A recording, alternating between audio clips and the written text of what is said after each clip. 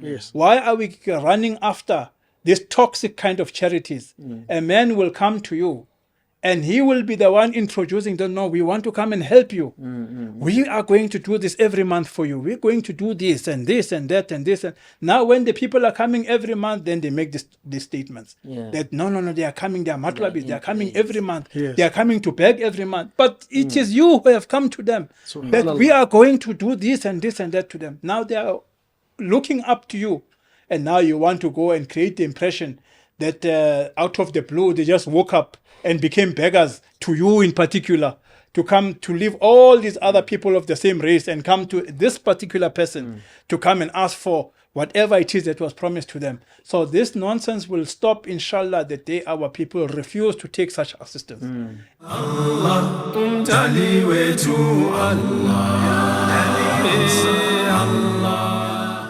A'udhu billahi minash shaitanir rajim. Bismillahir rahmanir rahim. In the name of Allah, most gracious, most merciful. Alhamdulillah. Again, you are sitting in conversation with Soweto Muslim Association. We are so happy to have you. We are very happy with your views. We are very happy with your contributions towards our social media spaces where we are. And we would like you to continue giving us your inputs, your positive inputs, and your impact while we are growing in this education of Islam. We continue again in conversation with Soweto Muslim Association to bring you people that are outstanding within our communities, highly educated, and people who have been informed on many and various topics that we try and discuss with you. And we would like you as well to be amongst those people that are our well-wishers, those who make dua and pray for us to become successful in this endeavor, in this work that we are trying to do in reaching out to various communities of South Africa. We are very grateful to you people that are there in the KZN area. We are happy with the people that are in the Eastern Cape, people in the Western Cape, in Mpumalanga, those that which are writing and commenting to us and benefiting a lot from this podcast, from this platform that has been afforded to us after so long that we have been having views of Islam that are informed by the proper education of Islam that has been suppressed or pushed aside or maybe marginalized. We are happy that we can reach out to our people throughout the four corners of South Africa. Again, I am sitting with our esteemed Imam of Dlamini Masjid, Imam Khalid Sebola, who we have been benefiting a lot from in all of our segments, and we continue to benefit. I'm also sitting with our Maulana, our senior Maulana Abbas Mkize, who has been our greatest contributor, and many of our viewers, they can bear testimony to say they have been benefiting a lot from him. Particularly, we are coming also to you, Nangesizulu, and also we are trying to bring other languages, our indigenous languages, so the greater majority of our people can benefit from such segments. Today, we are tackling a very important issue that is an issue that has been there for the longest of time in South Africa. And this has been the issue that has been there in terms of the evolving and developing of Islam within South Africa and also internationally, but we are concentrating within the geographical space that we call Umzansi in South Africa. And without any waste of time, we are going to just chase into the topic itself by my esteemed guests after I have greeted them with the universal greeting of Islam. Assalamu alaikum wa rahmatullahi wa barakatuh. Wa alaikum salam wa rahmatullahi wa barakatuh. Maulana and my Imam, you are welcome to our studios again in Soweto with Soweto Muslim Association in this greater conversation. We are happy to have you again. We are trying by all means to guide and teach our people, particularly in South Africa, and others as well, to showcase that we as the indigenous people of South Africa, we have accepted this deen of Islam, this religion of Islam, which it is the ultimate religion for us. And we are not in Islam because somehow we are there to shadow or maybe to be part or to cover for a certain individual or certain nationality and ethnicity. But we are here to forge our own goal and our own aspirations that are there in our lives and pushing this very beautiful way of life to our children, to our progeny, that they will be the ones that are taking over after here. A very important topic of today is that we need to discuss the issues of institutions because they've played a good role as well as while there is so many pros and cons within institutions as well as the organizations. Maybe if I should start with our esteemed guest, Mulana Abbas Mkize, and maybe in our first question, that our viewers have sent some of this kind of questions to those who have served in many of these organizations. And one of the questions that they've asked maybe going forward would be, what role do Islamic organizations and institutions play in the Muslim community of South Africa? Bismillahir Rahmanir Rahim. Alhamdulillahi Rabbil Alamin, wassalatu wassalamu ala Sayyidil Mursaleen wa ala alihi wa ashabihi ajma'in. Babu Kacheni, I'm very tempted to respond to that question out of the customary ways in which many view the role of organizations in Islam. In my subjective view, the role played by organizations can better be understood from the ayah that talks about the use of alcohol. Yes. Wherein Allah subhanahu wa ta'ala says, إِثْمُهُمَا أَكْبَرُ مِن نَفْعِهِمَا. إِثْمُهُمَا أَكْبَرُ مِن نَفْعِهِمَا. That the evil far supersedes, is far greater than the benefit.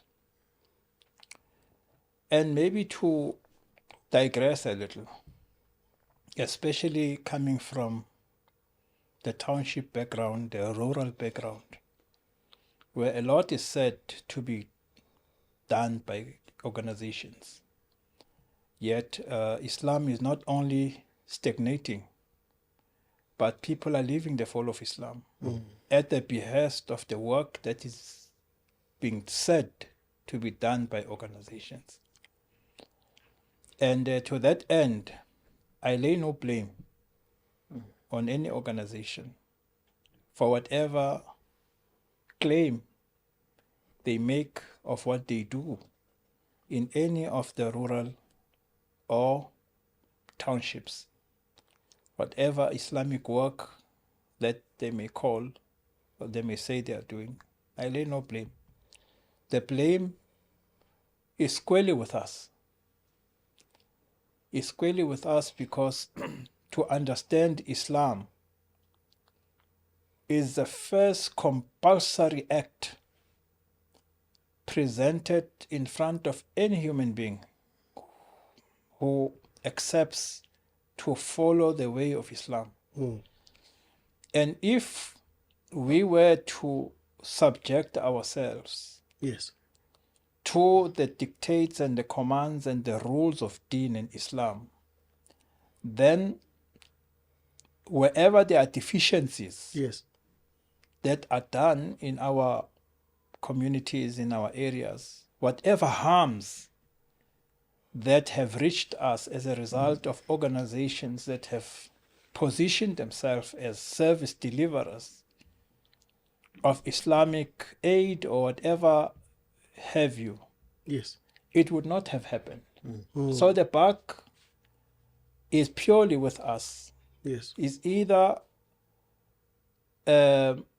we pay a lip service to the actual teachings of Islam, and perhaps we may be after something else, not izwi Allah. Yes. Kwesinye isikhathi siyesihubhe iminikelo esiyibona iphuma ngeingalo ezihlukahlukene zama organizations ahlukahlukene.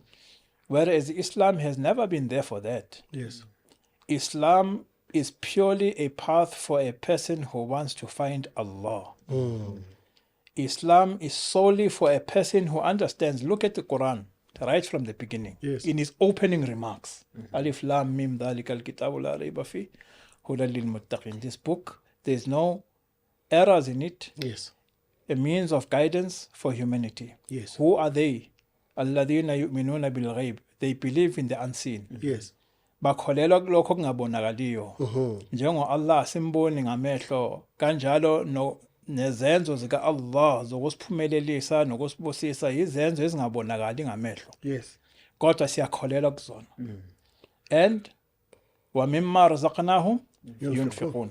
Idini yonke ithi kubo bonke abantu abangama-Muslim, every single believer and Muslim must have that determination to spend in the matters of Allah. Because we, thina sizwe esinsundu in particular, siyanqaba ukuqonda ukuthi kumele sikhiphe noma ngabe kuncane kangakanani for the sake of the deen of Allah. Ngoba isibusiso silapho. Akekho umuntu yokuxhaphaza uma usubusisiwe. Yes. Abantu baxhaphaza ngoba bebona ukuthi hayi laba bayabhayiza laba. Islam ayifune amamiliyoni emntwini mawungenawo. Islam ayifune ama-1000 emntwini mawungenawo. Yes. uRasulullah sallallahu alaihi wasallam uthi ittaqun nar walau bitamara. Ungazivikela esihogweni nangomnikelo we-date lele silidla ngeRamadan ke lekhi muslim elingalazi i-date. Amakhajur. Yes. Akekho umuntu ongakwazi lokho before must break fast lokho kuncane. Noma singaqhathanisa mhlawumbe neswidi. Ukuthi indlela yokunikela komuntu, indlela onikela ngayo uAllah ayibheka enhlizweni yomuntu, okuyiyona edonsa i-network ne-signal yezibusiso zika Allah zasezulwini. I-aspect esasehlula thina sizwe sinsundu ekumele sikuvume lokho. Oh yeah. Ngoba uma umuntu engazivumi izono zakhe, engakuvuma ukufa kwakhe nokugula kwakhe, akasoze wayithola insindiso. Imam, maybe coming to you after those beautiful way of us where we should be understanding Islam more than and beyond the organizational matters. Maybe just for a prelude in understanding this question, that, you know, given that you have got an experience and you have spent most of the time in Morocco under a very respected individual, Sheikh Abdul Qadir al-Murabit, we have heard so many times where there is this narration of saying that around in the 80s, early 80s, Sheikh Abdul Qadir al-Murabit, he visited South Africa, and he was invited, and the first place in which he visited, it was in Lodium, where he was somehow met with some of the people, where he wanted to meet with the indigenous people. And later on, we heard that amongst the advisors, which we never heard directly from him, but rather the people that were there, it was echoed very seriously to say, Sheikh has advised us to say, this thing, Yama organization, will never work. It doesn't work. What works is Amirate. And that is why then after there was a discourse that took place, especially in Soweto, where there were those who were saying that, no, organizations have always been there to making sure of the smooth running of Ideen and activities of Ideen. Either than you coming now that you have heard from someone saying that organizations do not work, now there's Amirate that is working. Can you take us maybe through that, maybe by understanding exactly what is the role of the organizations? Okay, that response that you just mentioned, good to know the organizations have always been there. True, but they've been there since when? If we have to, you see, the point I begin in that, you know, which is like an obligatory for all the Muslims, Yes. to study. There's always have to be learning. And part of learning also, you have to know the history of Islam, which is and how do we get here? Yes. We're talking about organizations and institutions. It is after the collapse of the last existing caliphate that is when you saw especially scholars, reputable scholars, who wanted to see they feared for the stagnation, the withering presence of Islam in their time. And so they established these organizations and institutions, yeah, with hopes that at one point maybe the caliphate will return. And the caliphate, or you can say the emirate, you must remember that the emirate or the caliphate, when for it to become effective, yes, that's why I'm not disagreeing with what they're saying, is because the likes or something that is close to such organizations. I remember back in, I think it's 2009 or 2008, there were conferences which the main source of the topic of which was talked, or the theme of those conferences was solely around what they call like a waqf, this institution of called waqf, because it has fallen out. It's, ever since the falling of the caliphate, then that also fell apart. And they were trying to revive it because they saw there's a need for that in the society. You can't develop a Muslim society without charitable organizations, and also even like what do you call it, like religious and educational institutions.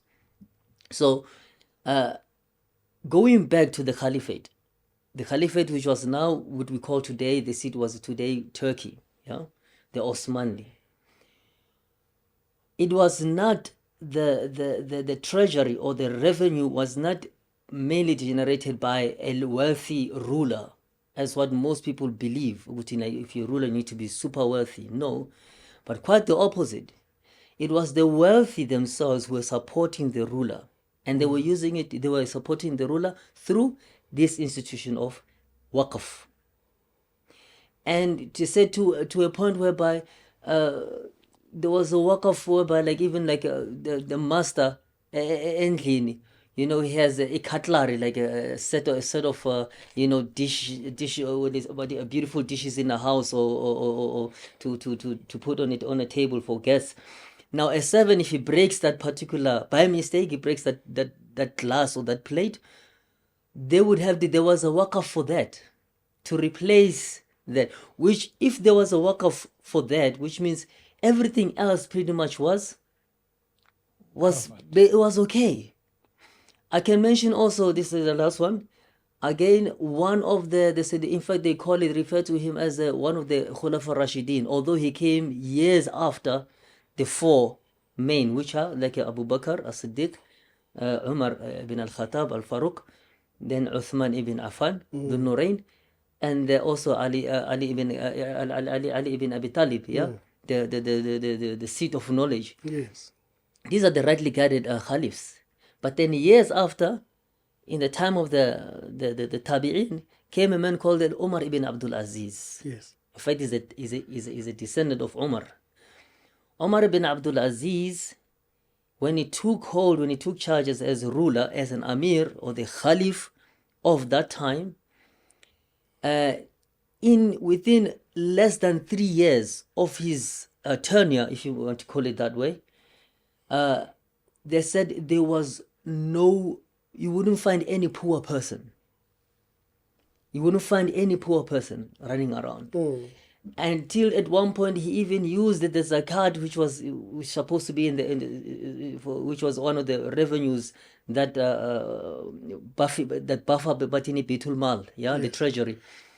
He used it to help to fund or to subsidize young men who are not married, so they can get married.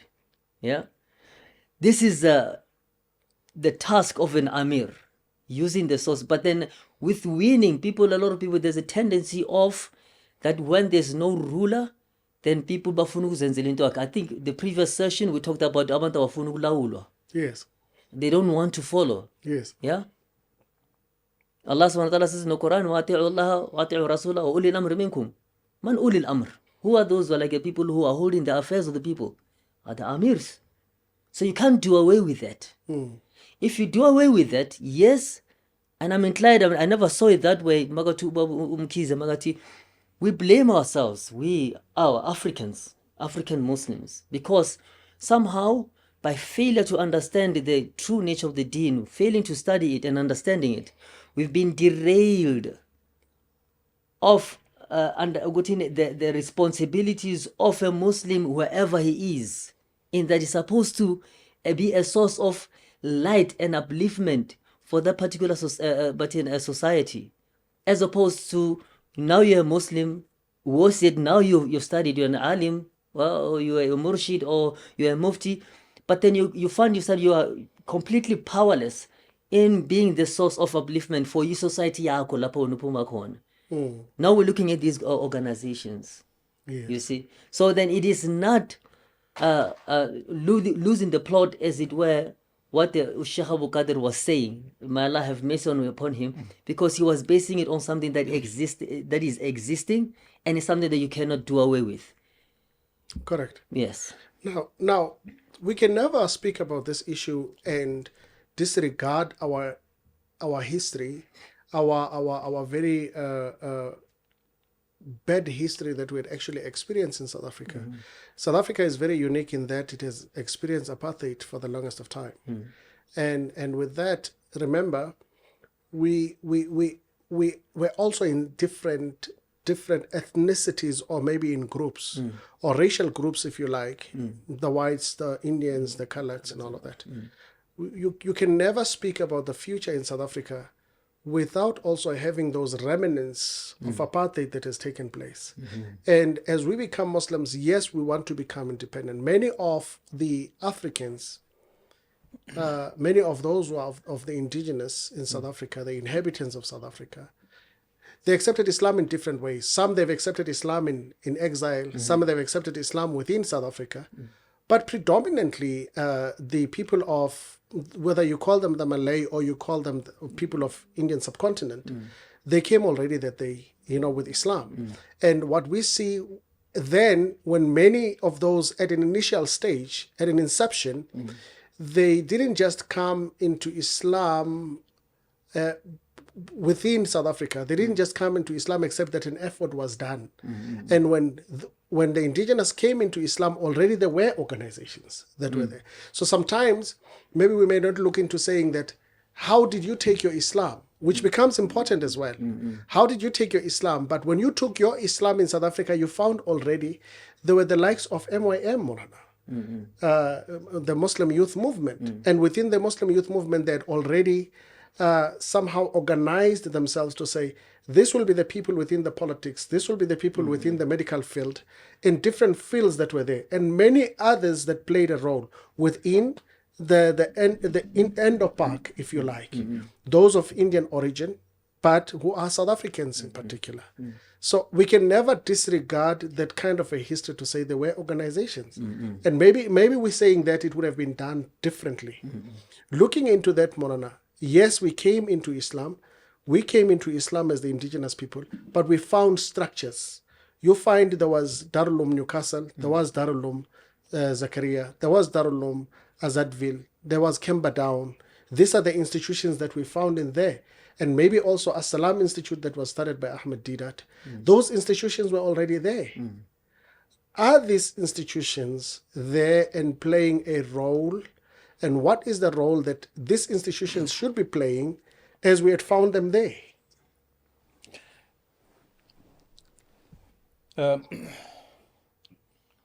I like the point where you alluded to the history of apartheid. And in that context, I find it very important that I express my views on the role of organizations, from that background. Here in South Africa is a very, very well-known fact that in Islamic matters, most of the organizations will originate from the Indo, or what we call Indian community, most of them, especially post-democracy. Correct. When President Nelson Mandela opened government business to minority communities, which the Indian community with their business acumen and so on were the biggest beneficiaries from government business. Correct. And that led to a situation of every person who aspires to open an organization Yes. to have resources at his disposal to do so. But we are giving our responses based on our receiving end. Correct. As you say, that we have found the organizations already in existence. Yes. And they have been doing their work differently. But from our point of view, when I look with the aerial view, with the eye of a hawk, looking at the condition or the status of Islam in rural communities and townships, I find that Islam over the years has not been enjoying what is alleged to be benefits through these organizations. Rather, instead, what I actually have found, and it has actually worsened over the years, Yes. as and when wealth and all of these various pools of donations became more and more accessible, by the way, by those of that minority community. Yes. They do not give any financial support to any organization that is not owned by an Indian. That's the first thing. And those that run those organizations that receive these financial assistance, at the helm of it all, I can say with confidence that these organizations are for self-enrichment, more than providing a service to the poor. To an extent, okay, forget about random charities. Yes. Islam has an institution of zakat. Zakat is obligatory upon every rich person. And the maqasid of Sharia are very clear. Yes. Who has been given zakat should not be in the same list next year. He should have been able to eradicate his poverty and that of his family. Yes. And next year, hopefully, start contributing from his profits Yes. to the pool of zakat. Now here you have people who are in zakat list for 30 years. Yeah. You know, they are either getting a food parcel every year from this organization, and they are getting, if you're lucky, in the olden days, you would find some organizations that would provide education bursaries. Yes. That was something very praiseworthy.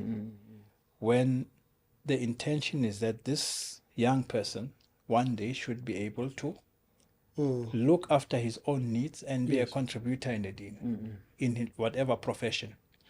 But now we have a scenario where gross zakat of the minority community that has these privileges of doing government with business with government, and they are able to do to access, resources. Now we find ourselves in a situation where zakat is totally consumed by the ulama. Oh, yeah. Opening madrasahs. Yes. Even where there is a flood of madrasahs, they will find a reason to open few more because now they are pulling from the zakat money and using a healer, Oh, yeah. using, example of a healer, we could maybe use a simple example of tayammum Yes. when there is no water. Yes. In other words, there are no poor people Yes. that are deserving now of this fund. Yes. All of them have been enriched. Yes. Then you switch into tayammum, Yes. and you will then look at who else can we give. Yes. Now here they are not giving much to the poor at all. Wow. If they gave, maybe they'll give 0.5%. They'll give very, very little. And that too also, what they buy for the food parcels, they will choose from among their own people. To say that, no, we'll buy from this poor battling supermarket, or we will buy from there, so we can uplift him through him supplying the raw materials for making these parcels. So at the end of the day, as a black person in this country, I've got to ask myself, I have got to ask myself, will Allah's help fall on me if I will not take a stand Yes. to rectify myself? In other words, izakati engakhishwa ngendlela ka-Allah akuyona zakati leyo, isiqalekiso. And uma ngabe abantu bayoqhubeka babone ubumnandi bokukhanyisiswa badliswa indlenzana ngancane ngamacozcozi, kuyona nto eyi-service ye-Islam by organizations, then Islam ayisoze yaba nendawo amongst abantu abansundu. So I'm calling in short that yithi thina bantu abanalo igunya lokuthi bakhethe not to receive, siyakhetha not to receive, Yes. unless such reception is guided by the Sharia. Otherwise, what I have seen, and it pains me, Imam, to see that our small children, photos are taken, fundraisings are made, and the life of those children never change. The life of their family structure never change. And the very people that are responsible for this photo taking to show that this is what they are doing, Yes. their lives are improving. Yes. Every year, some of them will change even new cars. They will even renovate homes. They will dress better. Their lives, the texture of their life changes. But ours, we are seeing that Islam is taken for a ride, is deceived, is deceived to believe that we are being benefited by organizations. Yes. Whereas a man can say that, no, yes, I did eat all this money, but Allah is Ghafurur Rahim. Oh, yeah. You know, Allah is most kind, most merciful. When the trust has been given to him Yes. to look after the plight of the poor, to uplift Islam. Islam, go look at the state of the infrastructure in our townships, Yes. throughout the country, wherever I have been invited to go and visit, you know, as a guest. Yes. You look, mashallah, somebody may have had a very good heart, put up a masjid in a township, in a location. Yes. But you look at the maintenance of the structure, you know, it gives a very persistent message that this was just a once-off, you know, contribution for a specific event to draw perhaps a certain attention. Yes. But thereafter, those that have erected that structure or that Islamic center, they turn their backs to such an extent that in some parts I saw a whole masjid being vandalized by a community because it has really isimosheke ngaleyo ndlela Oh, yeah. yokuthi iy'ngane seyibona ukuthi hayi man lento singayicuya manje kancane. Oh, yeah. Oh, yeah. So this is a reality that I think we have to be very frank with ourselves with, Yes.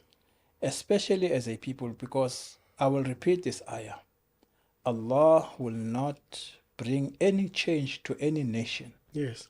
until that nation takes a subjective stance to change itself. So asiyekeni ukuloko sihehwa ngamabhiskiti, Yes. siloko sihehwa ngamaswiti, ukuthi sizonisiza ngalokho, sinisize ngalokhuya, siyinhlangano thina eyenza kangcono, whereas abantu basemabhizinisini abo ngaley'nhlangano. Yes. We've seen so many people that thrive through starting organizations, particularly in South Africa, where everybody else, you know, everybody that wants to make a quick buck comes in and start an organization. and it becomes a very quick fix. Now we are seeing there is so many people that goes around and collect. One man reflected when there were people that actually went to collect by him, because these organizations, they go to business people and start collecting. And he said, no, sit down, come sit down. What do you want? He says, no, I'm collecting for this organization. He said, you know what is the problem with this organization? Is that it starts now that you collect, after that you go back to the office and you take from a percentage from that money. And you take 50 rand, and when they ask you what is that 50 rand for, you then say is for likhidmat al-Islam wal Muslimin, because of Allah ngibeheklo msebenzi lona, so damele ngidle wala amilina alayha nami khona percentage enginayo kulena. It will start with 50 rands. Thereafter, it will go to 500 rands that you're taking from there. Thereafter, it's 5,000 rand. Thereafter, it becomes 50,000 rand. Then you start taking overseas trips with the money of zakat that has been collected in the name of saying we are developing and eradicating poverty within the Muslims. But also, Maulana, in what you are mentioning, we hear words like this money that we are talking about from this organizational front is the money that black communities do not contribute, is the money that comes from the business people who are not even black people. So black people are not taking out zakat. So why should the indigenous people be talking about zakat that they don't even fork out? It cannot be that every time we hear these issues of zakat, it must come from the indigenous communities. Well, we said in some of our response was, if this is your money, is your personal money, don't even bring it to Islam. Because we're looking at developing Islam. Islam is developed through the institution of zakat, as Maulana has said. If your money is zakat, Muslims have a right to say something about it, because it's part of, it's not just a charity, but it is also part of the pillars, fundamental 5 pillars of Islam. So you cannot talk about it in that way. But we hear all of this in the corridors and things like that. Now, the question that some of the people are asking is that, is South African Muslim community unified enough? Are these organizations successful in reflecting the transparency and accountability? Transparency in these organizations, accountability, as well as the trust with the communities in South Africa. Bismillah. Today's topic is very somber. It's very sad, man. You know, and we find ourselves, because you just mentioned right now, Maulana, about, you hear people say, but then we're the one who's paying zakat. Yes. It will be something if you had said the way you just put it. You said if that person said, I'm the one who's giving this, but don't use the term zakat. Because zakat then is an umbrella. It encompasses all the Muslims. Yes. All the Muslims. Even Muslims who are not even South African, who happen to be in South Africa. Yes. They have entitled to that money. That money is not yours. It's Allah's. Hence, even in the Quran it says, khudh. Yeah? Khudh sadaqata min amwalihim. Khudh in Arabic is clear. But in another misinterpretation, Yes. like take, which means it comes from the Mawla, who like the master of that money. That percentage is Allah's. Now you can choose to withhold it, and or like he said to Mawla, good to know. Then don't give it. Then if it's your personal money, then go and give it to your race brethren, you know. But then if you say, once you label uti like it is zakat, then which means every Muslims have got a share in it. We're talking about in diversity and unification. South Africa, and Golubolega, from that point that you mentioned about apartheid. Yes.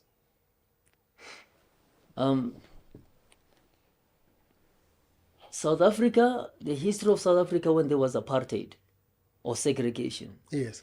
Where you have to place certain race group in one place and another one in this, and there wouldn't be any mixing or the mixing of them, any what do you call it, gatherings, or there's a word that I was looking for, I couldn't find it, but any relations. Yes. Yeah, any relations between cohesion. them. Cohesion, yeah. it is an evil Yes. thing, yabona. It's like a thing which was imposed on us,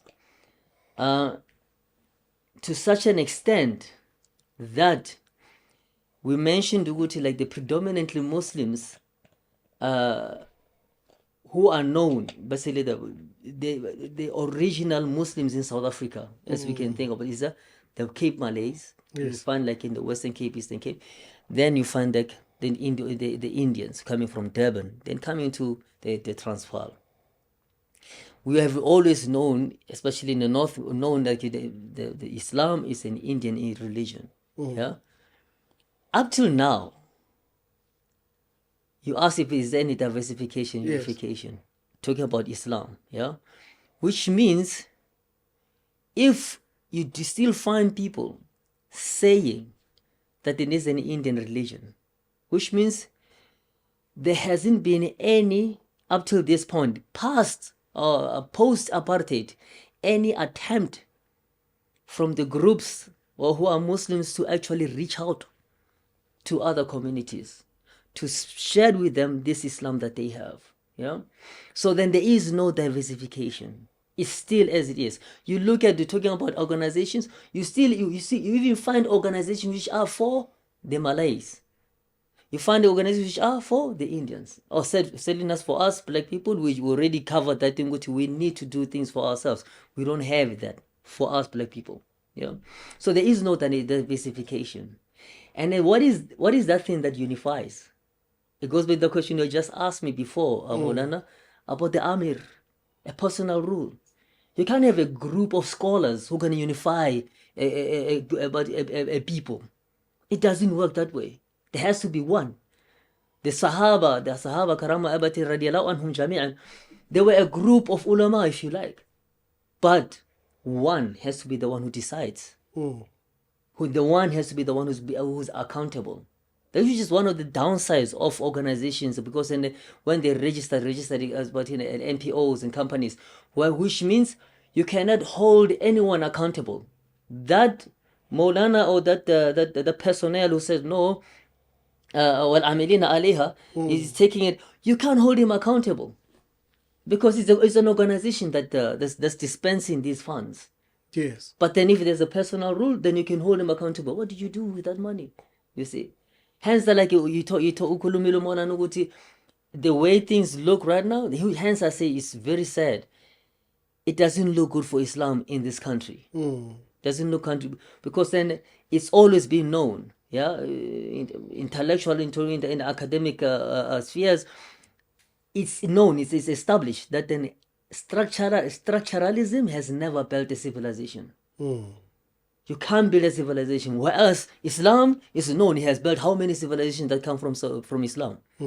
So this illusion of thinking that we are saving Islam through these structures, organization, institutions, and then somehow at one point Islam is gonna what was it? I said قاتلوهم حتى لا تكون فتنة ويكون الدين كله لله. Basically, until the deen is the one that's uppermost. Yes. Then we've already, on that front, we've already lost. If we stick to these structuralism and organizations and the attitudes that come with people who are actually contributing to zakat. You see. So there is no, if we can ask them, we said, show us these organizations, these institutions, show us any impact that you've done in the communities. We haven't seen anything yet. In the townships and in the rural. Yes, maybe in their societies, in their communities, respective communities, something is being done. But then it has not been done. We don't see it in our own people, the Africans. We don't see it. So which means like apartheid, it still has the shadow of apartheid is still overcast even on us. It's like a spell. And it's said when you say like it's Muslims, if you're a Muslim, then you shouldn't be worried about it. You should overcome it. But then it's still playing. It's still playing its role within you. Hence, like you will never change the situation of the people until they change which is within themselves. You're still playing as a personification or a pawn. You have apartheid outside of apartheid in Islam. You see, that is what I think actually. So there's no diversification. Once when we were sitting in Durban, there was the ambassador, I think he was from the United Arab Emirates, and he asked that, can I meet with Muslim organizations? Then they gathered in one of the organizations that has actually offered the venue. And there, I think we counted, if I'm not mistaken, more than 300 Islamic organizations. I'm talking about in 2004, 2005. 300 Islamic organizations that we counted then. I don't know how many they are now. And the most saddest part that was there, most of these organizations, they said, we're standing for dawah, to propagate Islam. And each and every representative of these organizations said, we are standing on behalf of the indigenous people of South Africa.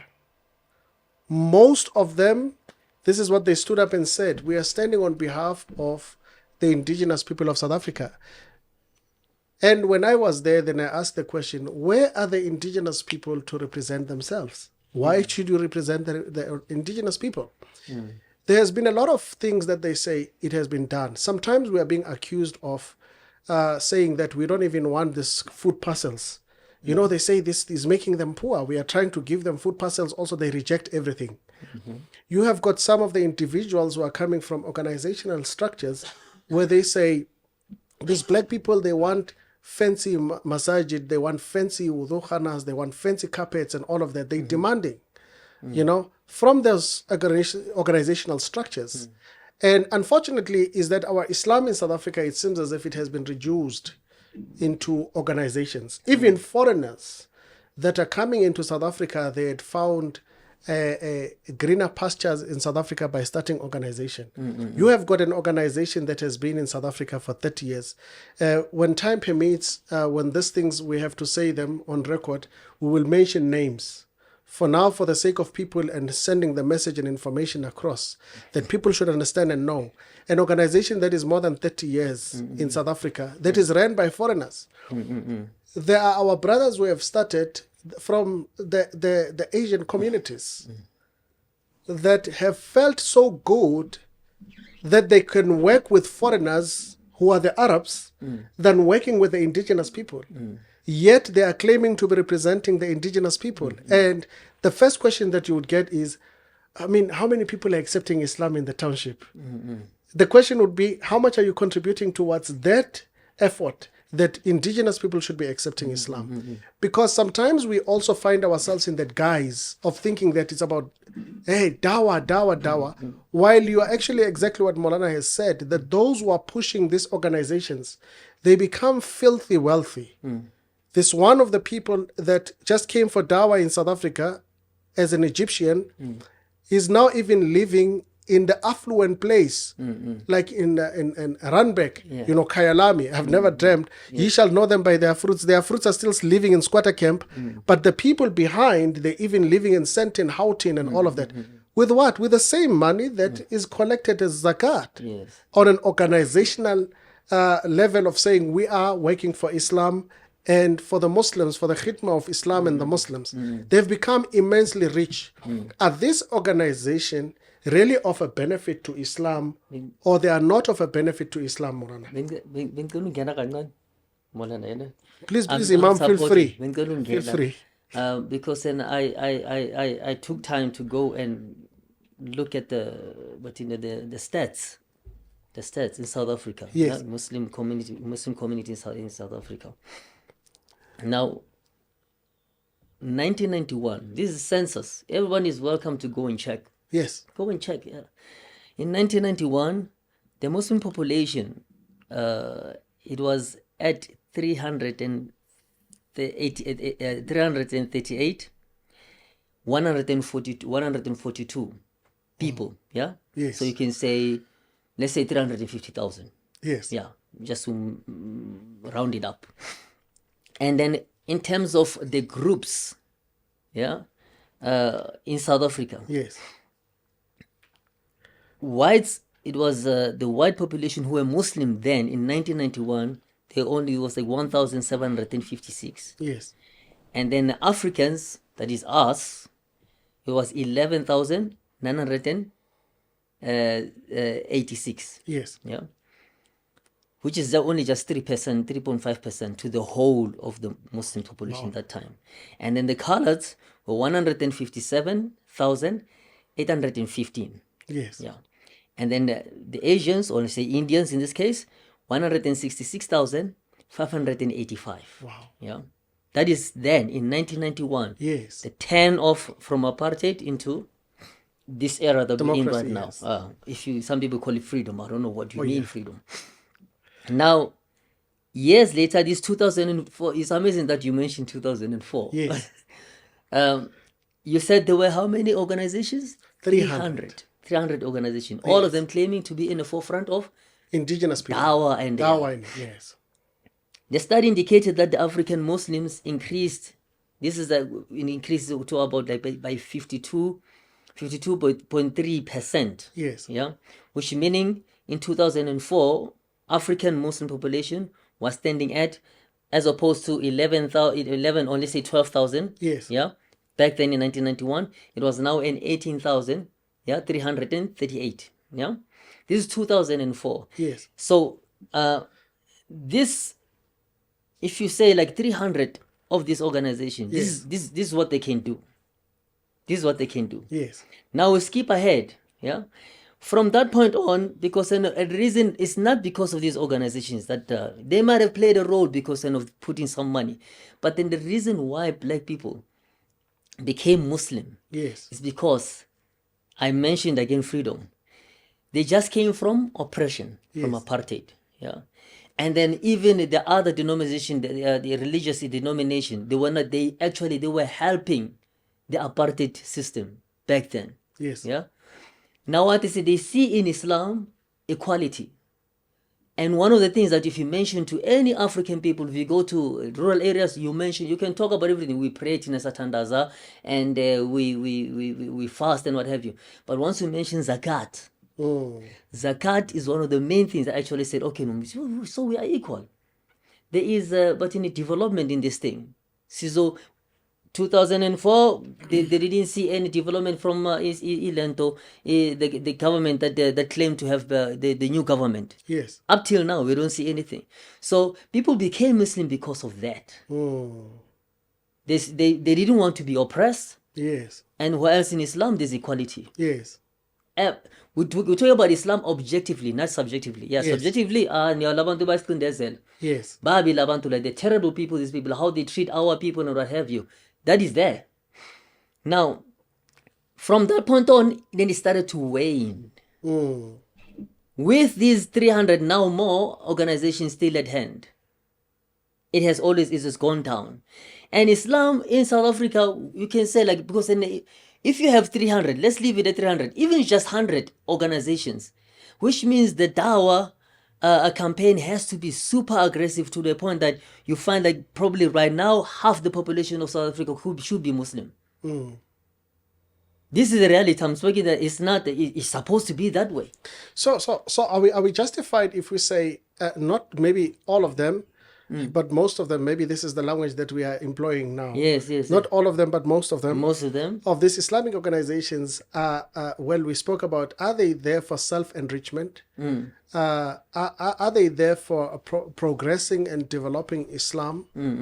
Or is it expected that it should be coming from us as the indigenous Muslims to say, we are forever lamenting and complaining, and we are not there to impact change? We're talking about these issues because some of the people are actually healing from all of these things, because the very same organization, Morana, other organization, many of the people are being suffocated.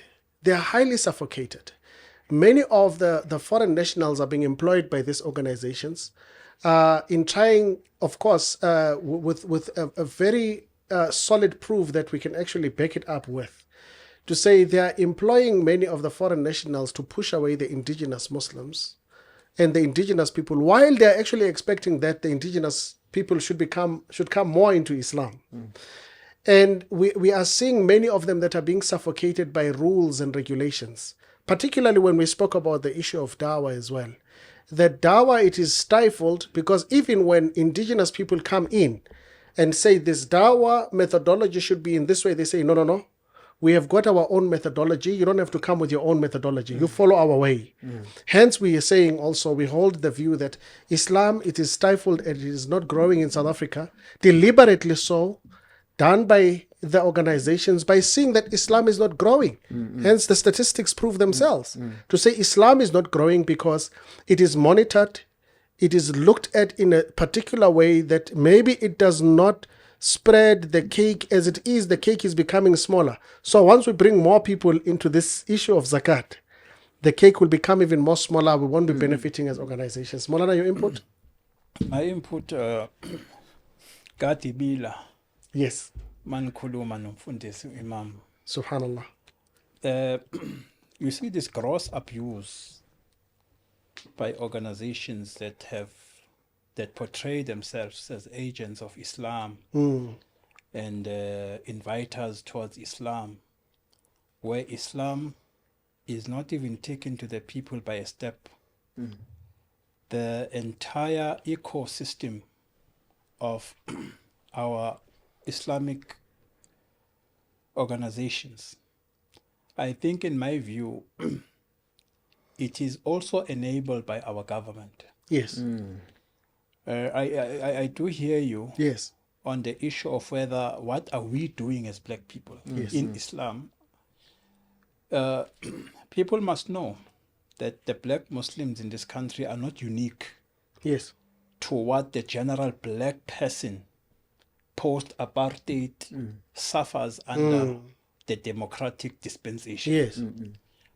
And there is no difference whatsoever. Correct. And these organizations are playing in that space.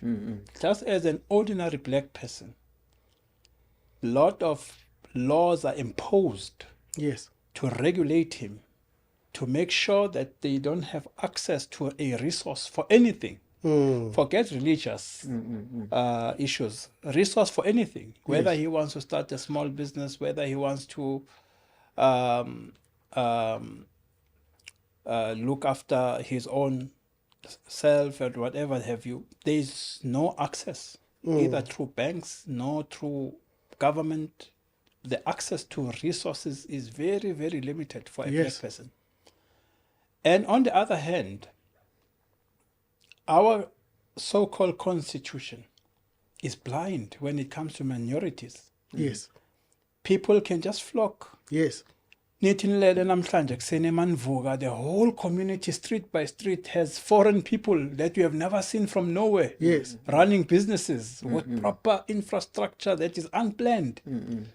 The laws will close its eyes and it will enable that activity because it is not done by a local black person.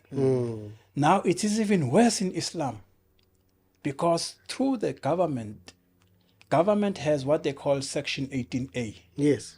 It's a tax law that intervenes to a person providing or giving a donation. Yes. Because the understanding of the Constitution is that when you isolate certain amount of money to look after the needs of a poor community, it was government's responsibility to look after that poor community. Yes. So you have actually looked after this community on behalf of the state. So as based on that, the state will give you tax exemption for what you have given. So the abuse of that, the abuse of that, we have seen that Section 18A, Yes. that inverted commas, aimed at helping the poor citizens of the country who never get absolutely no help from these organizations. So in other words, they are taking from the government via back door. They will build madaris via back door. Yes. But you will find there's no black children. Oh, yes.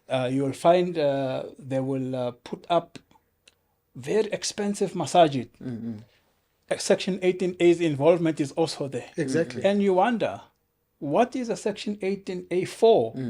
When these centers are for your own use, the rich in particular in Islam, They are not contributing. These masajid don't contribute to townships. They don't contribute to poor people. They don't contribute to orphans. They don't contribute to drug abuse. They don't contribute to nothing.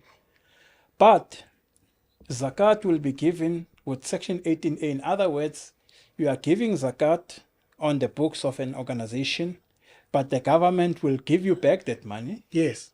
So you continue as if you have given, but you know you didn't give anything. Yes. The government is the one fitting the bill Exactly. through these laws. And the money goes in circles of the minority community where they will give to each other and not give to the actual poor people. So I think and hope that one day, once this matter comes to the fore, you will start finding that those that need drug rehabilitation may have infrastructure that has been built, enabled by the government, Oh, yes. to access those facilities for the social ills that we have in this country. Yes. It is their right. They are the ones who are supposed to be benefiting. Yes, if you yes, go yes. walk to any Darulum today, you will be very fortunate if you found 2-3 locals. I'm talking also subjectively on the issue of race. Yes. You'll find maybe 1-2 of an Indian race or Malay race. Yes. The rest are foreigners.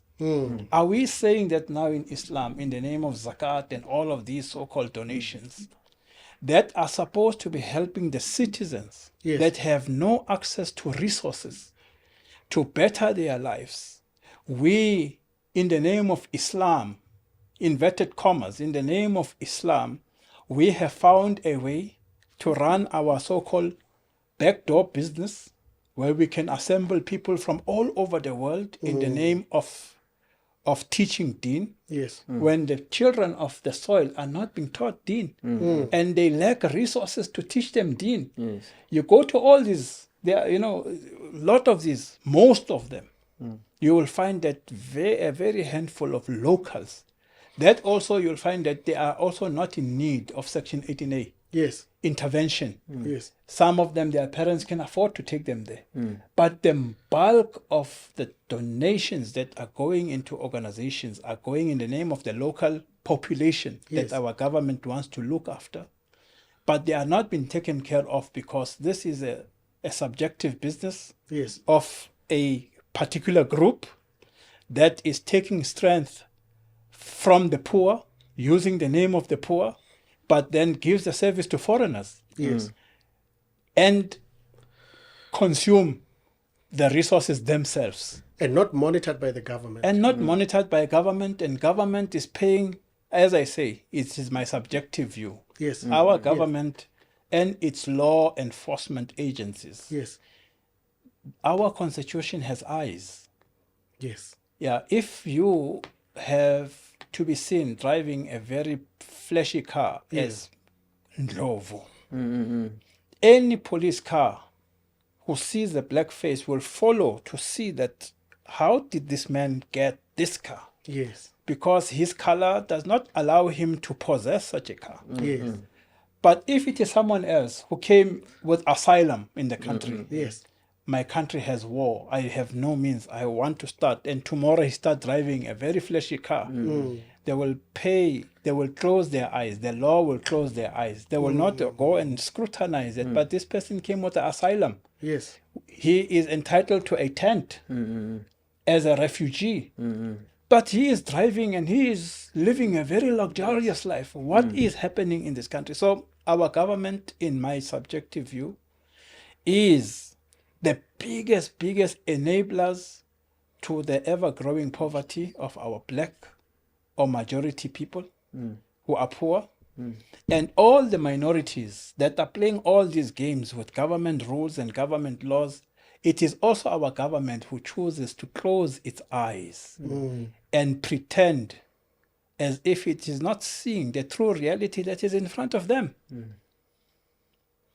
So this I think it has given birth to the likes of Umkhwanas to see the rot within also the government, to say our country is in danger because it seems as if we are having cabals that are running this country. We are having mafias that are running this country. I am not saying by all means that Islamic organizations are mafias, but definitely if our government is to look very deeper, they'll find a lot of money laundering that is actually happening within the Islamic institutions and organizations that are there.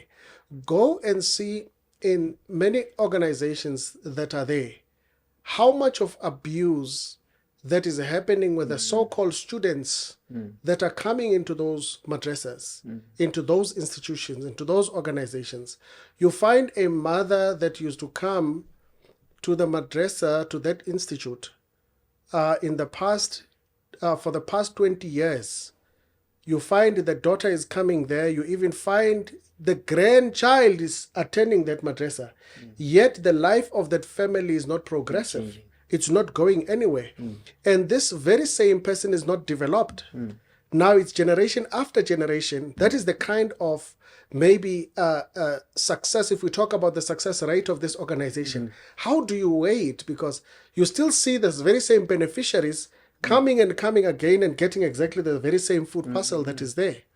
Are these organizations really playing a role in trying to eradicate poverty and maybe assist the government? Because I had seen the government officials taking from the organization sometimes even expired goods to go and give to our people. The very same government that is supposed to regulate. I have seen the government officials standing hand to hand with people who just came yesterday, who are not even registered in the country, hand to hand, in the name of saying these people are doing such a great work on an organizational level to assist the government, because then it assists our government to then loot more. Because the very same money that they're supposed to give to the people and offer services to our people, this is the money that they will pocket because somebody else is doing it on their behalf in the Department of Social Services. So the rot is very deep. We are hoping and we are praying, Imam, that Mkonazi becomes successful, but we are sad because he's alone in this. But when the light comes, it starts to shine for everyone, even those who were hiding in the darkness. They start to come up. Maybe with this parting, trying to try and cap this issue, because it is a very vast one. It is a very deep one that we have to go through. Is there measures, maybe the success of this Islamic organization in terms of numbers, communities, and changes in this, or a long-term sustainability that we can look at in terms of these organizations? Do we need them? The first question that you asked. Yes. Yeah. And then he even said we don't blame them, we blame ourselves. We Muslims in the villages, in the rural areas, and in the township,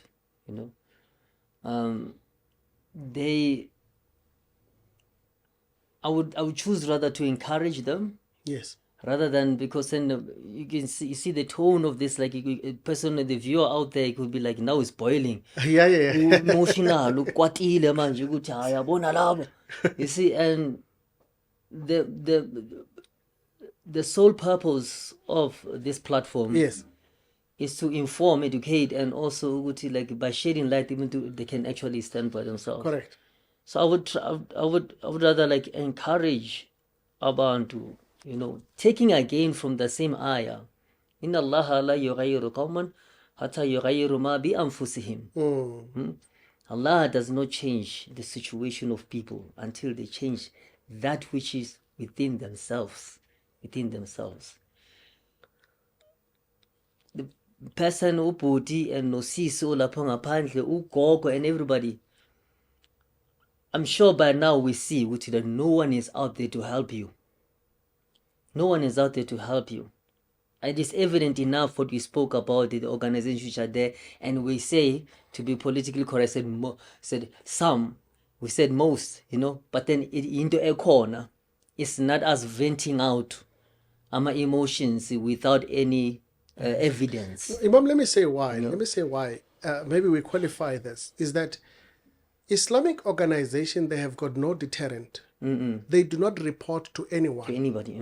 And that is why we have this platform as well, to say, in this platform here, we are trying to interrogate some of the things that are there, that many of those who are very comfortable in these organizations must not think that they will never answer, or no one is aware of what is happening. We are aware of what is happening. And we are not saying that we are policing what they are happening, but it is our responsibility as well to talk about some of these ills, because some of us have served in these organizations. We have seen it becomes difficult that as an indigenous person, you see a person who has just come yesterday, owamlandile airport, aphethe ibruko, agqoke ibruko nehembe. Namhlanje lowo muntu loyo useka own ama centers are about 10. This person you just met, now umlandile today, within a space of 2 years, this person here is owning Islamic centers. No accountability. He accounts to who? And when you talk to these structures that are there, that be, for an example, you talk to a structure like JUSA, Jamiatul Ulama. You talk to a structure like UQSA, United Ulama Council of South Africa, and you say, hey, can you see the rot that is happening within Islamic world, within South Africa? Yes. They say, yeah, we see it, but we cannot summon anyone. We don't have the powers of summoning. Now, who do they account to? When the government as well, it is despondent and reluctant on such issues, when the greater rot and misconduct, it is happening within the Muslims. I think I needed to clarify that, Imam, because they don't account to anybody. Which organization reports to who? That's why they cannot unite in synchronizing their work. Yes. They cannot do that. They're doing the same dawah. Yes. Why can't they come together? Because why? Now you're going to take my work. I'm going to get less. You're going to get more. It's no longer about Allah. It's no longer about Sunnah. Yes. It's no longer about the importance of dawah. It's now the importance of saying who is working much better. You've got an organization that calls itself, part of it, it says we are focusing on Africa. Today, all of its resources is channeled towards Palestine. Every organization today, for it to thrive, Palestinian issue has to be at the forefront. Maybe we need to learn geography. Maybe they think Uti Palestine is in Africa. Yes. Yeah, maybe that. Molana, okay, I will answer outright. Because, do we need these organizations? No. And then I'll tell you to why it. We don't need them. Yes. You mentioned, Uti, I lived in Morocco for a long time. Yes. And I was not living, I didn't study in the city, I was sitting in the desert. And then I've seen a community of people by the standards in South Africa. Yes. Those are poor people, and then they don't even see that they are poor themselves. Wow.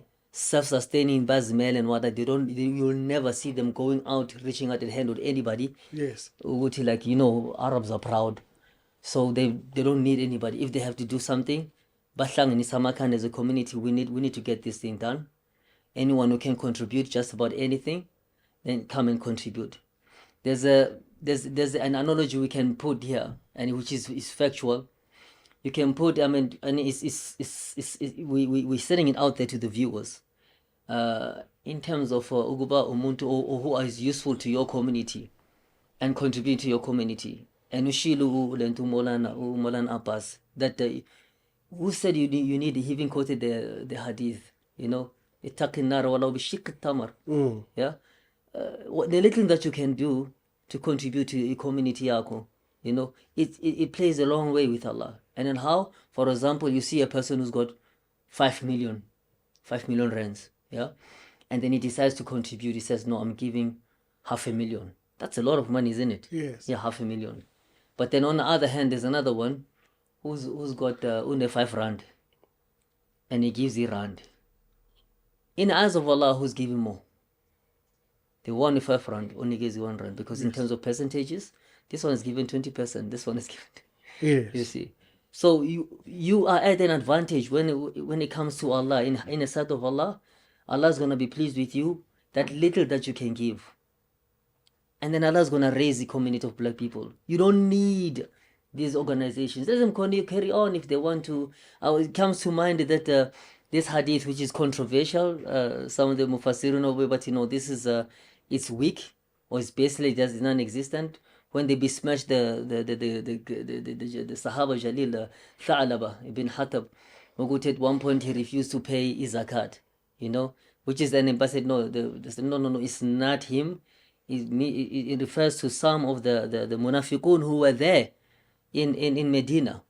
They refused to pay zakat, you know. Yet they came, they said, no, we want to be wealthy, we want to be charitable, but then they went back in their word. And then much later, Rasulullah didn't want to take from them. Now, we as African Muslims, and when talking about zakat, it's not, I see clearly, we're not asking for it. It is a right of every Muslim. And even Magai demand. But then if the way things stand as they are right now, with the structures you can see is well thought out, we're going to know, no matter if they try to reach out, they won't get in order. Leave them with it. Let them stay with them. Allah subhanahu wa ta'ala says in the Quran, yeah, وَأَوْفُوا بِالْعَهْدِ إِنَّ الْأَهْدَ كَانَ مَسْئُولًا. Yeah? The trust he talks about, Umarana kids, what you know, Yes. it's a trust. You have to fulfill that trust. But then if you don't fulfill it, Allah is the one who's going to ask you about it in Yawm al-Qiyamah. So Tina, our people, let us move forward. We love Islam. It's enough that we love Islam. We are here. We even go to study. Those who study and whatnot. We don't need any approval or a confirmation that Imam is a Muslim. You know, as an Imam, I find myself every time Guzumuntu, and sometimes it's someone who's a stranger. But with a letter from people I don't know, some organization go to know, you find and confirm go to Bambani is a Muslim. So when finally you need to be in a position of power and eventually the fruits of that particular power, but then the responsibilities that come with that power has to be outsourced from some imam or say township. We are financially to know Bambani is a Muslim, Bambana is a Muslim. So we don't need these organizations. This is my take on it. Morana, we know of all of these ills ourselves. Our viewers may not know about all of these ills. Somebody that knows you would say, no, I mean, I've heard you echoing all of these things, but you echo them. We are 63 million South Africans. Some of them don't know about all of this. There may be some kind of impediments to progress, you know, in terms of Islam that is there. One of the issues that is repeatedly asked by many of the Muslims that are very concerned about these issues, particularly on organization, why is it that when zakat is given to the Muslim community, it's supposed to be given to the community to develop the community, why is it that now zakat has been reduced to an institution where you have to give it to a certain organization for you to say you have forked out your zakat? You know, it would be given to Sanzaf, it will be given to Jamiat, it will be, I'm just mentioning those that are very famous, the organizations that are famous. It will be given to Africa Muslim Agency, it will be given to Al Tawheed, it will be given to Al Imdad. You know, instead of this person saying, let me go and impact it into the people that they say they are serving, rather it is given to organizations as a responsibility that it must be given to those people whom they say they are representing. Why do we find ourselves in this space, Moana? Yeah, you see, when people are not desirous to give zakat, Yes. they will do what you say. They will entrust in the name of giving. They will entrust the money in the name of giving to somebody that will stay true to what the agenda is. You see, Islam runs its own agenda. Then you find people who are running their own agenda with the Islam as a face. And Islam in that instance becomes a victim.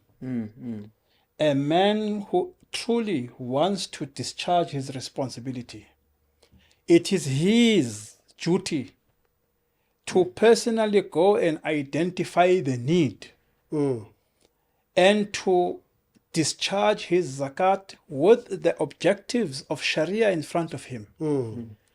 If he doesn't do that, and he says, no, we have chosen to outsource it to our ulama. Our ulama mean ulama of our race. Because if they were also true in that claim, they would also look at ulama of other races, especially where the subject matter of zakat in this country is that of the black people of this country.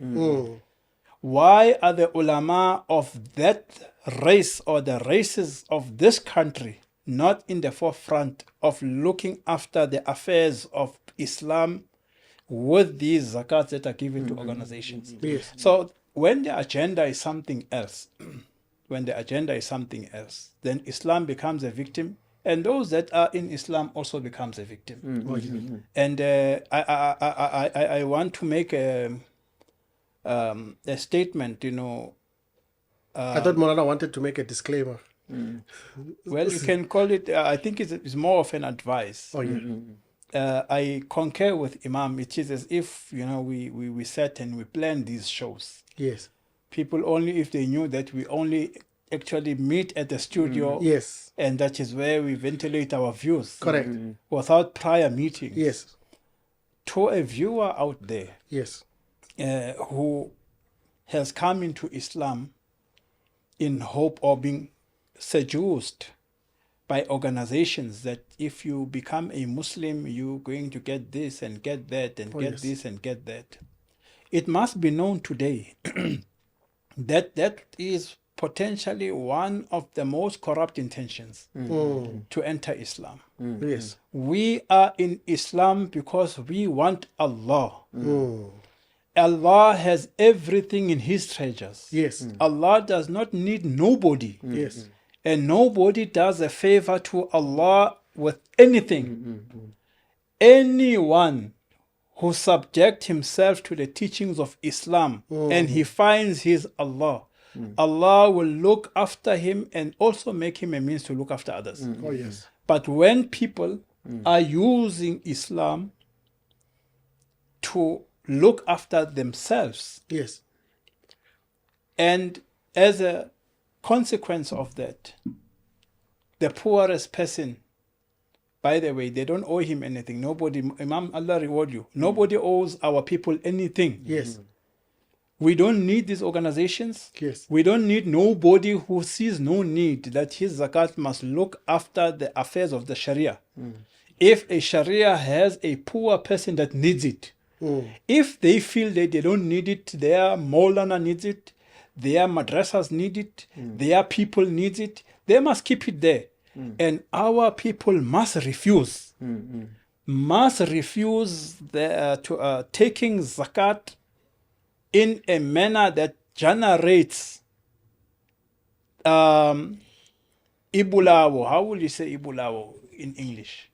Ibulawo, which will Something that Suicide. destroys. Suicide.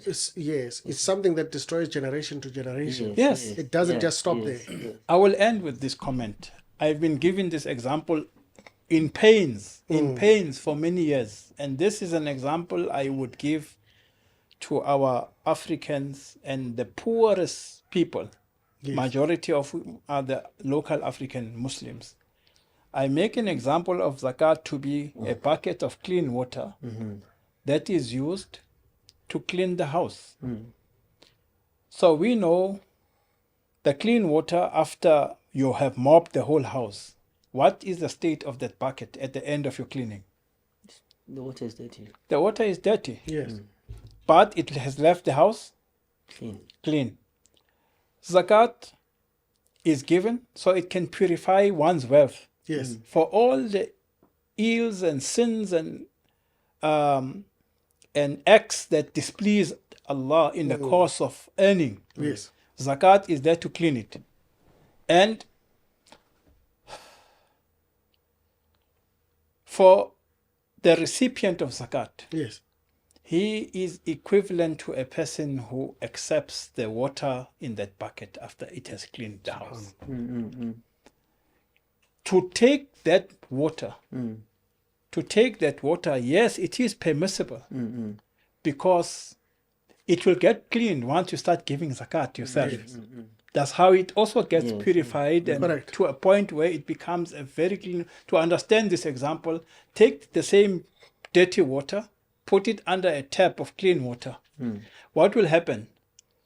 In contact, Yes. the dirty water will flow out, Yeah, the clean water will come in. A time will come where the bucket that was filled with dirty water will now have Completely clean. completely clean water.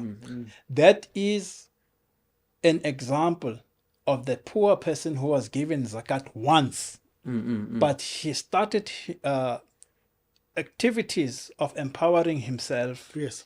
He, from education, of course, he's taught the correct business practices. He's capacitated with zakat money. He started embarking on business. And the next year he started giving his zakat. And slowly he started contaminating the dirt that was inherited from the one who was cleaning his wealth through him.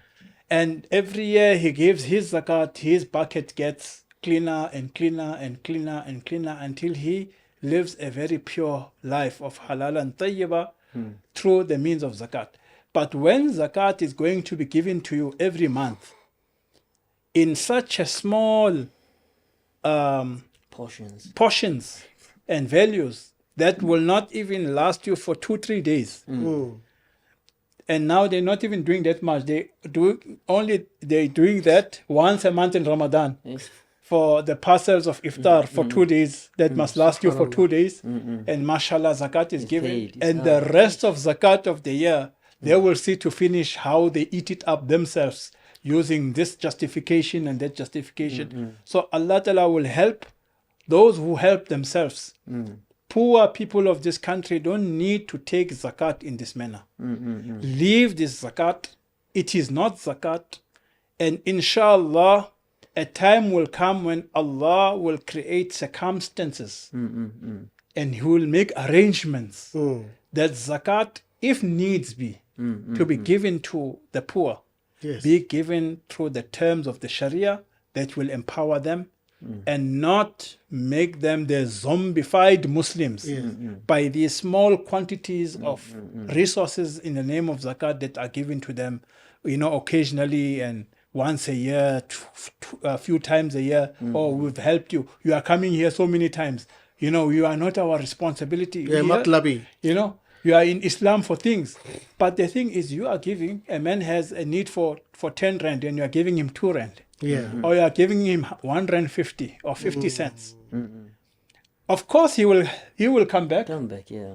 He will come back because his need has not been fulfilled. His need costs 10 rand. It's true. And you are giving him 20 cents. And hoping, no, we have given, and you are writing in your registers, we are doing so many, 500 cases we are doing. 1,000 cases of zakat we are handling from our organization without giving the detail that we are giving 1,000 of nothing. Subhanallah. And we are bluffing everybody that we are giving the poor people what they need, but their needs are far from being realized and far from. In that type of instance, I advise that poor person who longs for the mercy of Allah, that such zakat should be rejected, should not be taken.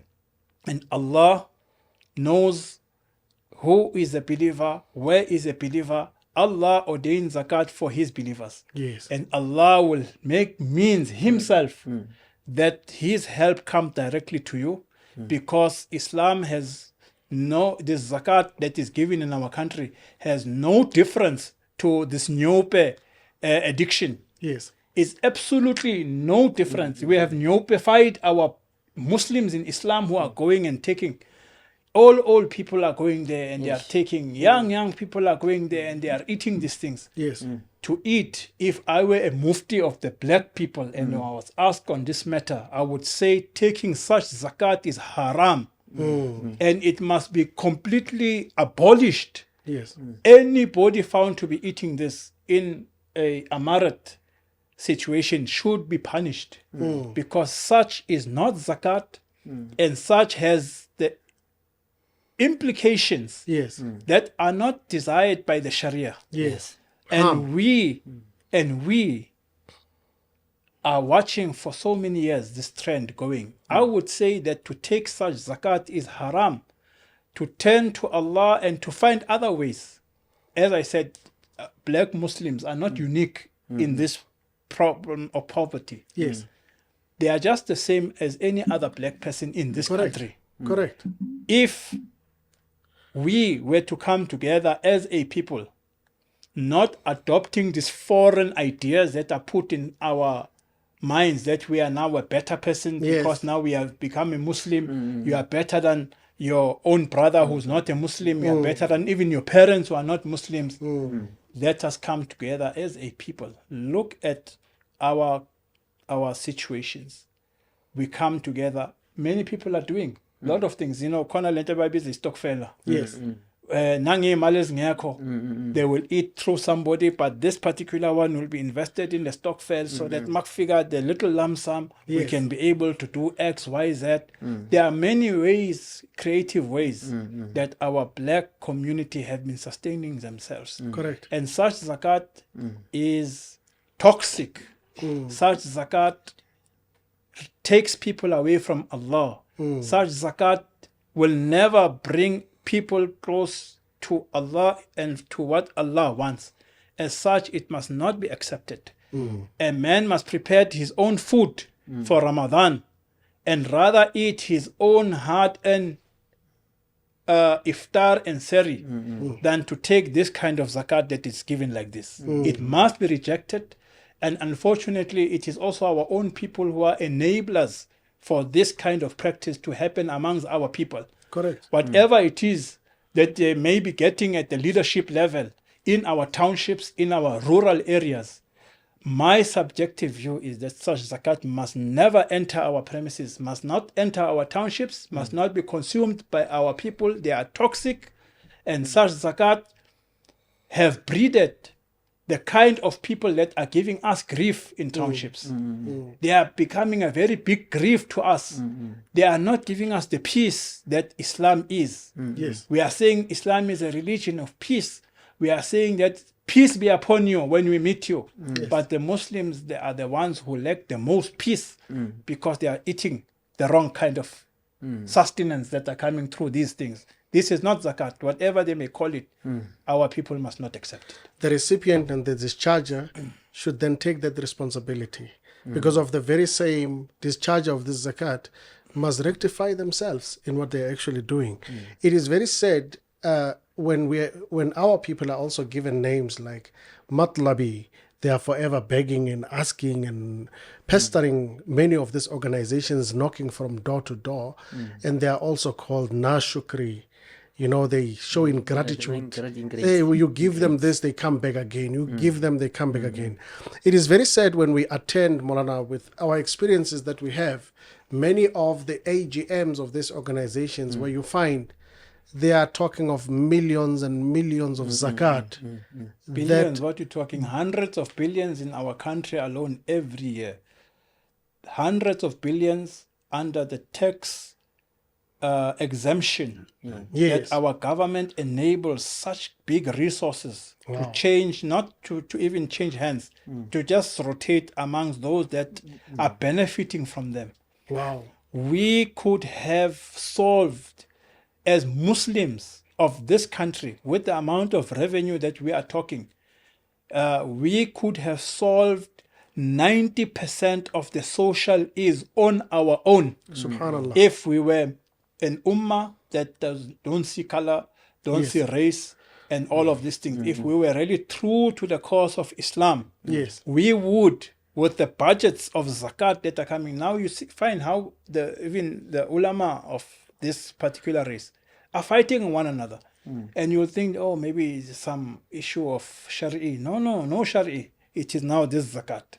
This zakat has become such a resource that now everybody wants to be a boss of it. And at the helm of it, many aspects of the Sharia, of Deen, of Islam itself are sacrificed. The casualty in all of this thing is Islam itself. As such, I say that we must reject this. We must reject this. They must eat it themselves. We are not owed anything by anyone. It's true. Only Allah can resolve our problems. He has made us Africans. He has filled our countries with natural resources. The way to our own resources will come when we are united in Allah. Because Allah has all the powers of distributing these resources to us. Yes. Why are we running after this toxic kind of charities? A man will come to you And he will be the one introducing them. No, we want to come and help you. We are going to do this every month for you. We're going to do this and this and that and this. And now when the people are coming every month, then they make these statements. Yeah. That no, they are coming, they are matlabis, they are coming every month. Yes. They are coming to beg every month. But it is you who have come to them. That Subhanallah. we are going to do this and this and that to them. Now they are looking up to you. And now you want to go and create the impression that out of the blue, they just woke up and became beggars to you in particular, to come to leave all these other people of the same race and come to this particular person to come and ask for whatever it is that was promised to them. So this nonsense will stop, inshallah, the day our people refuse to take such assistance.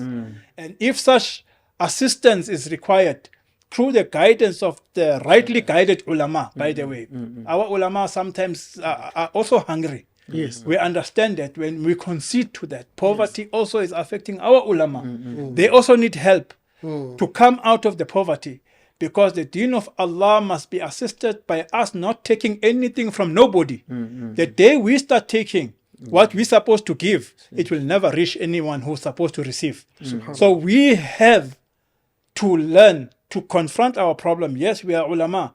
We can't take from Allah. Our yaqeen is not strong. Our iman is not strong. Okay, fine. Let us make a program that ulama must be isolated from the control of these resources. They must just oversee that everybody gets the assistance. Yes. But it must not also come, not even to me. By the way, somebody will say, no, he's very vocal because we're not giving him, you know. No. We are not asking for nobody's zakat.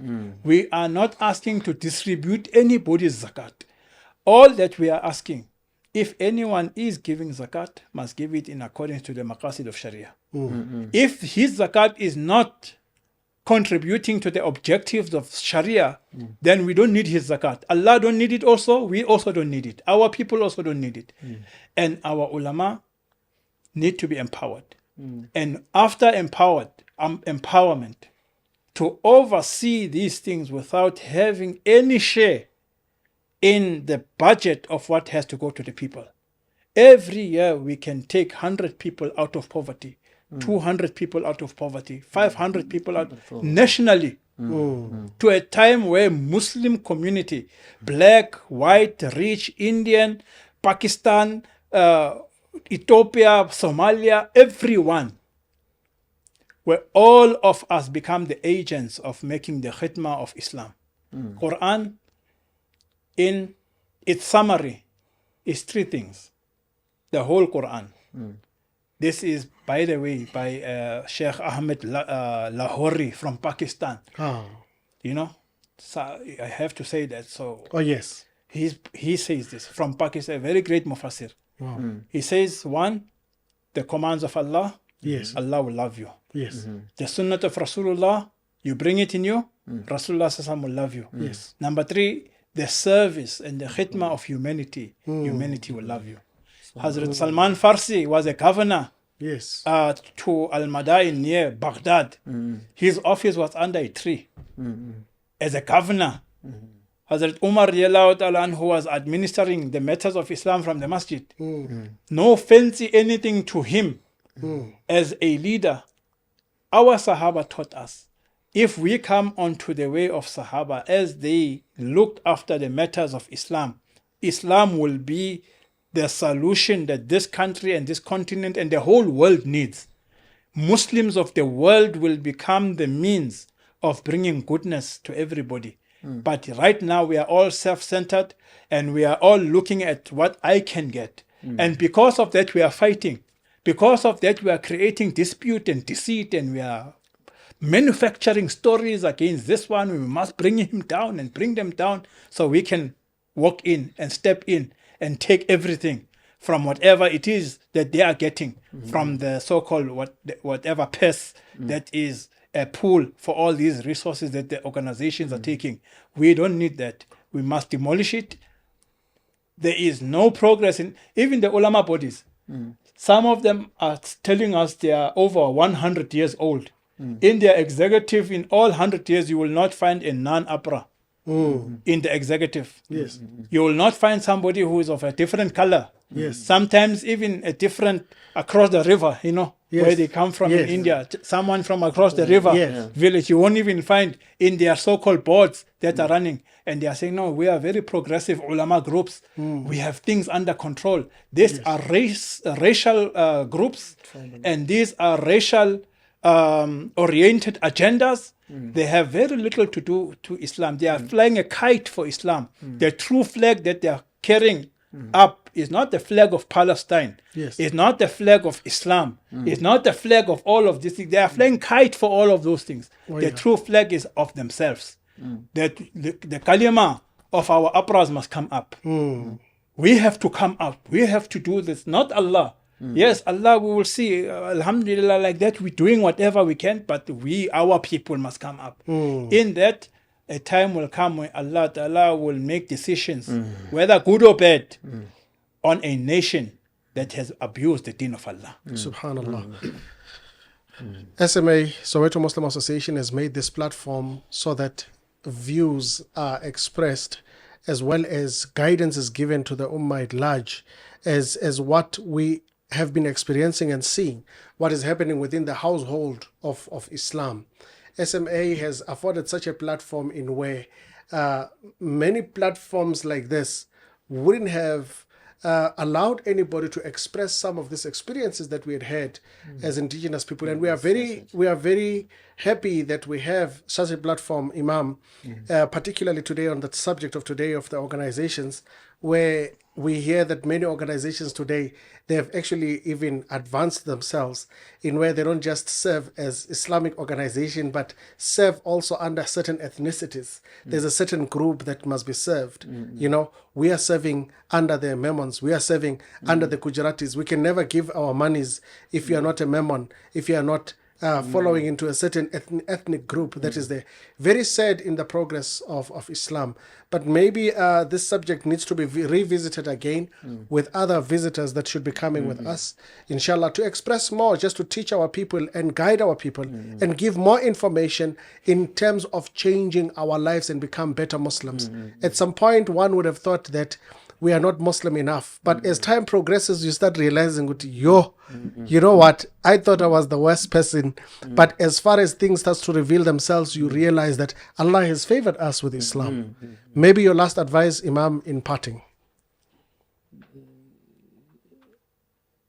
It's the same I've said before. Islam, when it came to a people, it raised them up. It never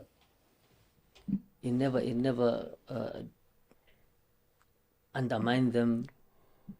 It never, those people, they never saw Islam as being demeaning. We can talk the last about Abdullah bin Mas'ud, you know, people who were in Mecca, the Quraysh, they were downtrodden, they were slaves, Bilal ibn Rabih. And then Islam just raised them up. But then when we're talking about these organizations, and we couldn't even come up with success stories. The questions Mola was supposed to talk about success stories. We can't even mention anyone within our people, in the black, the African Muslim community. We can't. If we have, it's just that we're looking for a unicorn in the whole population of, you know, steeds, if I might call them. So Islam, Islam doesn't come to turn people into a nation of beggars, you know, as we are right now. So people need to first looking within themselves and be honest that am I doing this for Allah and His Messenger, or am I doing it for myself? And if you do it for yourself, do not use the Islam, you know, because then the repercussions of it are quite high. In fact, we are told, like, if you have to do, like, if you take an ahd, you have to take it seriously, otherwise Allah is going to come down on you very hard if you go against that pact, you know. So Muslims out there, let us learn the deen of Islam. Let us go back to the Qur'an and Sunnah, and then let us serve. Let us go back to service for the deen of Islam.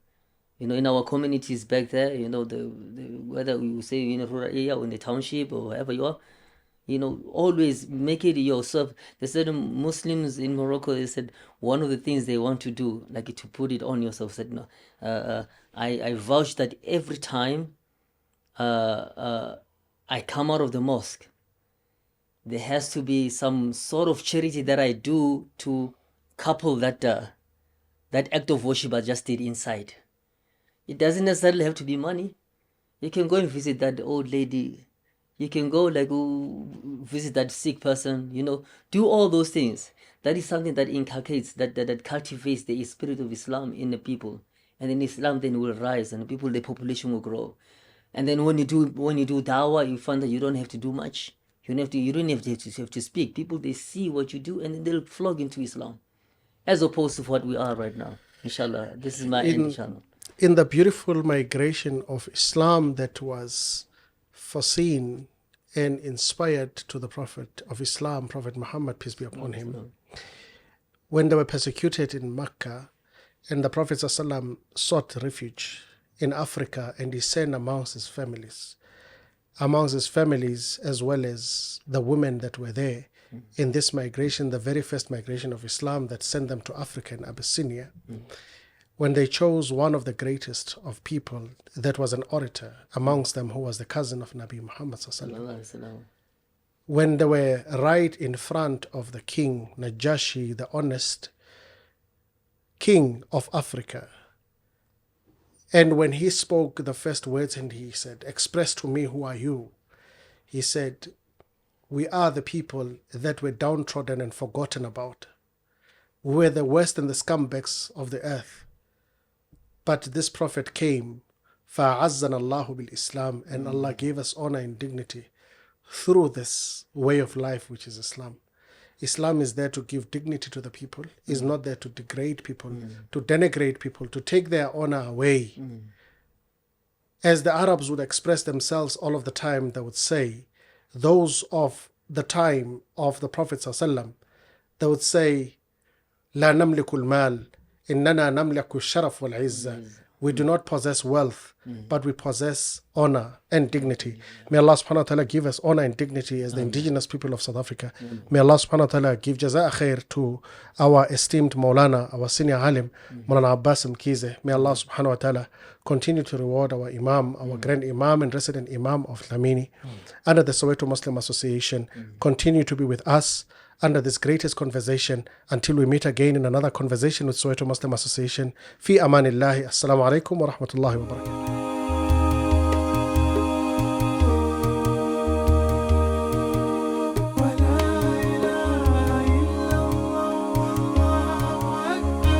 Subhanallah.